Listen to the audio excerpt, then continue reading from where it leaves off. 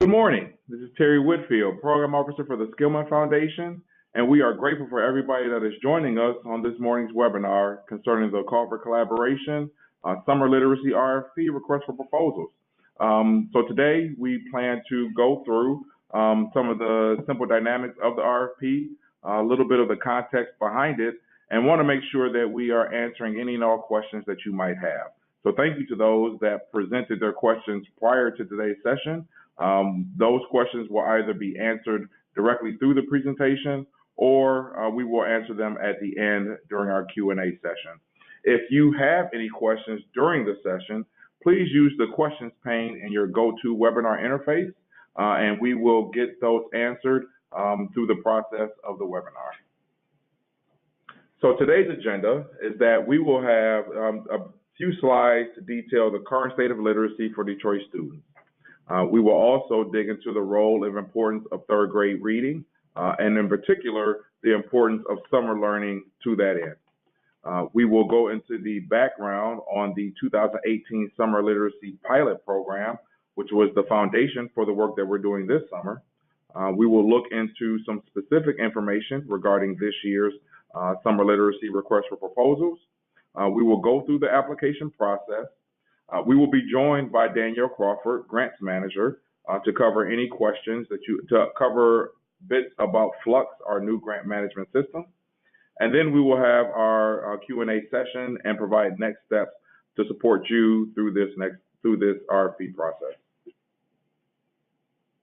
Again, Terry Whitfield, Program Officer, and Danielle Crawford, Grants Manager. So 2019. Summer of Accelerating Literacy Growth for Detroit Students.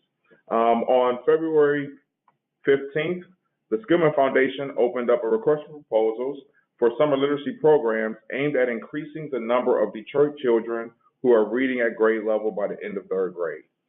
The RFP has two intended goals. One, to provide one-on-one or small group literacy interventions, 1 hour in length, for 500 students at the 15 Summer Fun Centers, a partnership between the Detroit Parks and Recreation Department and Detroit Public Schools Community District for the 8-week Fun Center program calendar. Or to support a community literacy partnership aimed at increasing exposure to high-quality literacy interventions that will serve at least 80 high-opportunity students with an increased risk of experiencing summer learning loss.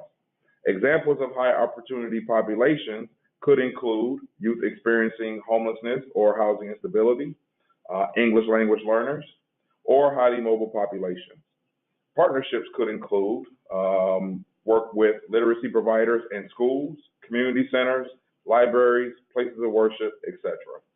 The goal for this is to be able to expand literacy interventions for students who otherwise would suffer summer learning loss. The current state of Detroit literacy is really couched amongst a host of different factors, as there are a lot of different factors that play into our context and play a major role in the outcomes that youth experience in reaching grade level proficiency. Issues such as poverty, trauma, the systemic disinvestment in our education system. We can go on and on regarding the realities that negatively impact learning for our Detroit young people. This graph provides us with a 4-year snapshot of third grade reading in Detroit and for Michigan. So as we see from this, literacy is not just a Detroit issue, it's a statewide issue. As we can see from our state numbers, that the state has been declining steadily over the past 4 years. And what we are seeing in Detroit is a slight uptick, and that represents our new administration and the tools that they are using to help move literacy within our Detroit Public Schools district, as well as the work that is happening within our charter schools. But what this graph shows us is that there is steady room for hope. An area to point out is that our 17-18 scores were actually 15.7%. What this graph represents is our belief as a foundation that if certain metrics and certain conditions are held, that we should see certain growth within our community. Looking at our 2018 and 2019 projection, that 20.4% is a reality given certain context that exists within our education system. And it's also an understanding that literacy is a marathon and not a sprint. And it is a mix of different factors. Strong curriculum, being taught with fidelity by well-qualified teachers, in-school supports aimed at getting kids who are close to proficiency over the hump, a community-wide approach to literacy and learning where all spaces across the city are activated to support literacy development, from books at barbershops to sight words at bus stops and everywhere in between. And then summer. Traditionally, summer is that time where we wanted kids to unplug, but today we realize that summer is a critical piece to supporting students in gaining ground by not going backwards, like so many youth in our community tend to do during this time. And during the summer, we do have the power, and our kids have the power. So if we as a city are serious about changing the odds for kids, we have to rethink and reimagine how we engage youth during these critical months, where school is not in session, but learning is still available and must continue. So you might be saying, Terry, that's nice and all, but what does research say about summer and our ability to make change? So glad that you asked. Per the Campaign for Grade Level Reading, and based on research spanning over 100 years, it is proven that students lose ground academically when they are out of school over the summer.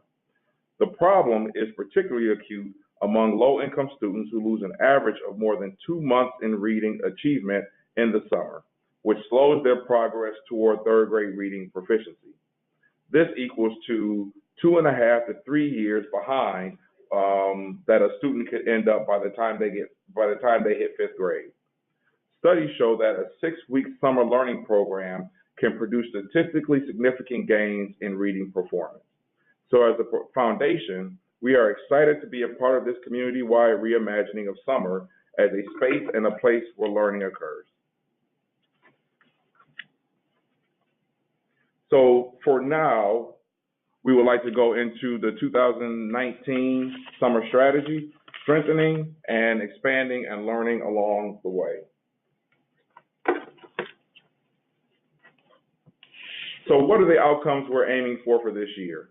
One is to strengthen the partnership between key system leaders, our Parks and Recreation Department and Detroit Public Schools Community District, as well as our Detroit Campaign for Grade Level Reading, 313 Reads, and the planning implementation of literacy interventions available at all summer fun centers to participants grades K through 4, with the goal of serving 600 participants during this summer. We would like to expand the existing roster of high-quality literacy providers using a common assessment, DIBBLES, that connects to school-level growth assessments, iReady, and NWEA. We would like to strengthen the connection between DIBBLES and those growth assessments, iReady and NWEA, so that we're able to measure summer learning growth in participants in comparison to those students who didn't participate in those particular summer literacy interventions. We would like to complete the second year of an evaluation of summer literacy in Detroit to serve as documentation and a benchmark of summer literacy efforts for future implementation. To strengthen the coordination between summer literacy providers and schools in efforts to support high opportunity students who are at an increased rate of suffering summer learning loss. Lastly, to deepen and strengthen our understanding of the type of literacy interventions, the required dosage, and community readiness and conditions that drive student achievement, such as staving off summer learning loss for high opportunity participants. Again, youth that are in the homeless or shelter system, English language learners, or highly mobile populations in the target age range. I would like to take some time now to highlight one of our key partners in this summer's work, which is 313 Reads. 313 Reads is committed to advancing child-centric, equitable, and inclusive practices geared towards increasing the number of students reading at grade level in Detroit by third grade. It's a collaborative community-wide effort focused on the important predictors of school success and high school graduation, which then lead to which is really supported by grade level reading by the end of third grade. And again, the Detroit campaign for grade level reading is 313 Reads. They will be assisting us in our process of reading and scoring the grants, as well as working side by side with the Detroit Parks and Rec Department to coordinate the opportunities that'll be happening both in the rec department as well as what's happening in the community. So our 2019 Summer Literacy Project goal is that we are aiming to serve 600 youth, and that 75% of those youth receive at least 20 hours of literacy intervention support. Another key metric is that 10% of those students increase their testing above national benchmarks according to DIBEL's pre and post assessment. So that is the goal. How do we get 600 more young people engaged in 20 hours of literacy support? Our funding guidelines, the sandbox that we are working in this summer, is that our target population are young people, grades kindergarten through fourth grade. We are looking for interventions that are focused on increasing literacy growth in participants, that there is a presence of a proven curriculum model with a history of using pre and post assessments that gauge the growth of their participants, that these potential partners have a history of working with systems, for example, schools, libraries, churches, and that the model is scalable across various sites and systems, having the ability to serve 2 or more sites at a time. So for those that have had an opportunity to actually look at the application, there is a 2-part piece to the puzzle. One is our Flux grant management application that is standard across, but then there is a capability statement that is required for this RFP. There is a 2-part section to the capability statement where the first 6 questions are required for all participants to complete. This is getting at the description of your curriculum model, the experience of your staff, recent history with collaboration, your service model's history and ability to service multiple sites, and if you use a volunteer model, an opportunity to describe how you go about leveraging that force. Now, if you are applying for the Community Literacy Project opportunity, there are a set of 5 questions that then also have to be answered, specifically dealing with the project that you are looking to propose for this opportunity. So if you are looking to support the Summer Fun Center work solely, then you just have to answer the 6 questions on the capability statement. If you are looking to also engage in the Community Literacy Project, you must complete both the 6 questions that are required for everybody, as well as the 5 questions that are highlighted specifically for the Community Literacy Project. And now I will have Danielle Crawford, Grants Manager, speak about Flux and some of the areas for you to be aware of as you go through that process. Danielle? Hi everyone, this is Danielle here. So I just wanted to give you some tips on technical issues or technical challenges that could come up when you're registering for Flux. So one, we want to say that when you go to the Skillman registration page, it is skillman.flux.io, and when you go to register, you want to make sure that you create an account now, which is circled in the bottom right-hand corner if you do not have an account already. If you do have an account, you're able to just log in and do a pre-application, as well as upload your capability statement, as well as the other documents that are required for a pre-application. If you have technical questions about Flux, please feel free to contact myself or Mary Beth Baumeister, Grants Administrator here at the Foundation, at grants@skillman.org. Additionally, please keep in mind that it can take up to 48 hours to approve registrations. So the sooner the better you get those registrations in, the more we are able to respond to the registrations in a timely fashion. So again, if you have questions, grants@skillman.org, and when you're ready to create an account, you go to create an account now on the skillman.flux.io site, and then you can create an account from there. Thank you, Danielle. Again, if you have any questions, please feel free to ask them in the questions pane and your go-to management, go-to section, go-to meeting section. So really bringing us to round out the conversation, again, bringing us back to these metrics because the numbers tell a story and that the time is now for us to have an impact and to use this and to be able to reimagine and rethink how we leverage summer. This summer literacy RFP will be highly competitive. Today we had over 40 people registered to be a part of the webinar, and we are expecting many applications to come through, but with only 4 awards being given out. So with that being said, we still need for everyone involved to play a role in making summer meaningful for Detroit's youth. If we are serious about changing the outcomes for Detroit's young people, it begins and ends with literacy. And if we are talking about literacy, summer is a key piece to the proficiency puzzle.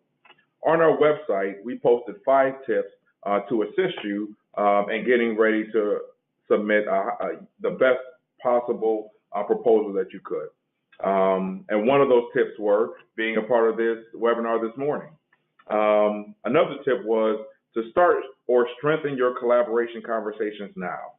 We will be looking for partnerships between nonprofits and community centers or institutions, such as, again, schools, libraries, places of worship, that incorporate literacy program as a part of a holistic approach to serving children and staving off summer learning loss while school is out.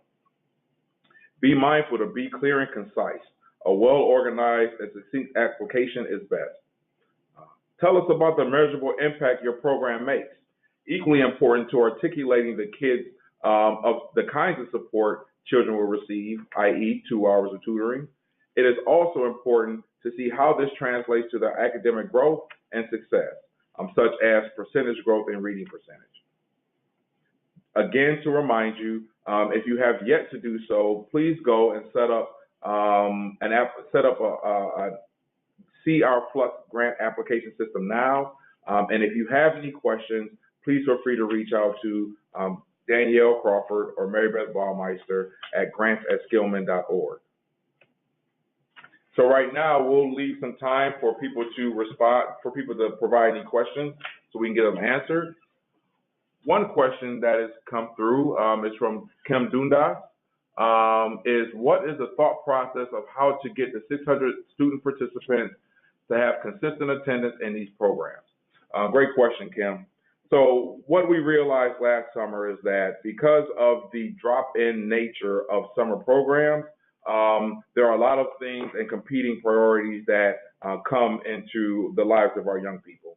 So while our aim is to engage 600, our goal is that 75% of them will receive at least 20 hours of programming support through the 8-week cycle. And we are confident that through our partners and the high quality experience they're able to provide, our partnership with both Detroit Public Schools Community District and charter partners, that there will be the opportunity to do targeted outreach to students and families and communities to get the message out about this resource. And last summer, the Summer Fun Centers were able to attract close to a little over 1,000 young people over the course of the 8-week cycle. So it's not for a lack of young people that we're aiming for. It's really about being able to support them with high quality, engaging literacy opportunities on a one-to-one or small group level. So it's really about casting a wide net, getting the young people in, engaging them, and then being able to learn as we go so we can improve as we go through the summer and really as we head into summer, subsequent summers going forward. Secondly, a question that we received was, do nonprofits have to have an official audit for current or past years to apply? I'll hand that off to Danielle. Sure. So we do have requirements at the foundation that our grant seekers have to meet before they are able to apply. So one of those requirements is that you do need to have an independent audit completed by an outside source. So the answer to that question is yes, you do have to have audits for past years, and the most recent audit that you have is a requirement. So that is a yes. Thank you, Danielle. Another question that we have is that does the activity have to be, as a part of this RFP, have to occur at a specific location, or can it be part of an existing summer camp? Great question, and yes, it can be a part of any existing summer program. The component that we are most interested in knowing is how the literacy intervention will be incorporated into that existing summer camp or summer program. So it's not about recreating the wheel or creating something out of thin air. It's really about leveraging the existing summer opportunities so that there are meaningful literacy engagement happening within those opportunities that are currently available. Another question that we have is, what is the minimum and maximum amount of students an organization may service? And then what materials are you requesting of organization? So for those organizations that are looking to do work within the summer fun centers, we're aiming for a minimum number of youth served to be 30. So that at each site that you are committing to, that you're able to provide literacy supports to at least 30 young people in our target population of grades kindergarten through fourth grade. Now in our community literacy project, we're looking for a minimum of 80 students to be served through that particular avenue. So for each of the summer fun centers, plan to serve at least 30 young people. And then for the community literacy project, plan to service at least 80 young people. With those numbers, there's 15 fun centers where you will be serving at least 30, and then 80 from the community literacy project. I would also say that for requirements for the pre-application, we do require you to upload the capability statement. That has to be uploaded. Additionally, you will have to upload your cover letter, which will be signed by your CEO or executive director and your board chair, your board list, your audited financials, your interim financials, and filling out the application along with the project budget. So there are a number of requirements to the pre-application, and you want to make sure that you also complete the capability statement and upload that as an attachment to the pre-application. So we received another question that while the focus is on children for this literacy RFP, the family is included and is important in terms of the holistic development of literacy within the family. What about online literacy and in person? So when it comes, so great question. When it comes to the services provided to youth, those services have to be in person. Now, whether or not your model uses technology as the vehicle to drive literacy growth, or one-to-one literacy support through volunteers, you know, your model is your model, but it must be in person. Now, we do understand and really we understand the importance of family to encouraging literacy proficiency at home for those young people. So there will be opportunities, and we will ask for that information in the second application. So if your initial proposal is chosen, there will be a second round, and those that make it to the second round will then have to speak to family engagement opportunities that will be fostered through that particular proposal. So that is not a question to be wrestled with at the first stage, but if you are able to make it to the second stage, that will be a question that will need to be answered. And then, because another question that came through, and just want to reiterate this, the outcomes that we're looking for is that 600 youth have an exposure to the literacy interventions being funded through the summer fun centers and through the community literacy project, and that 75% of those young people are able to receive at least 20 hours of literacy interventions over the summer. And that through those 20 hours, we're able to see growth in their, that 75% is able to show growth that staves off summer learning loss. I'm going to pause to allow for any last second questions that might come through.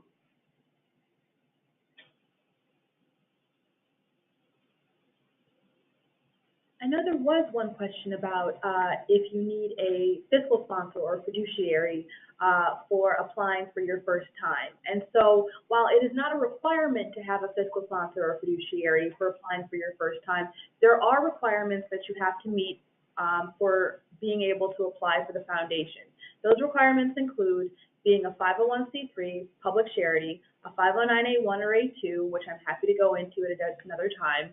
You have to have $100,000 in revenue. You have to be able to provide a copy of your audited financials as well as interim financials. So while you don't have to have a fiscal sponsor or a fiduciary, if you don't have these requirements fulfilled, you will want to work with someone someone that can secure all of the things that we require at the foundation. And on our grants partners page, you can see all of these requirements that we request before applying for a pre-application. All right. So with that, we are again thankful for your participation in today's webinar. We'd like to thank Danielle and Mary Beth for making themselves available to answer the questions and provide that necessary information. Next steps. So next week, we have office hours, 15-minute blocks that will be available to those interested parties who might have questions about their proposal or want feedback on what they're looking to present. These office hours can be done by phone or in person. The hours available are next Tuesday, February 26th, 1:30 to 4 o'clock. Wednesday, February 27th, 12 o'clock to 3:30. And Thursday, February 28th, 3:30 to 6 o'clock. Please, in order to reserve your time, please contact Kurt Swanson at kswanson@skillman.org. Let him know what 15-minute block works for you, and we look forward to having a conversation and answering any particular questions that you might have. Any technical questions regarding Flux or regarding the Flux application, please contact grants@skillman.org, and either Danielle or Mary Beth will get back with you as soon as possible. And again, if there are any programmatic questions that you have, please feel free to email me, Terry Whitfield, at twhitfield, WHITFIELD, @skillman.org. So again, thank you everybody for taking time out of your busy schedule. We are excited for what the 2019 Summer Literacy Project will produce, and are excited to be in partnership with you. Thank you very much, and have a great day.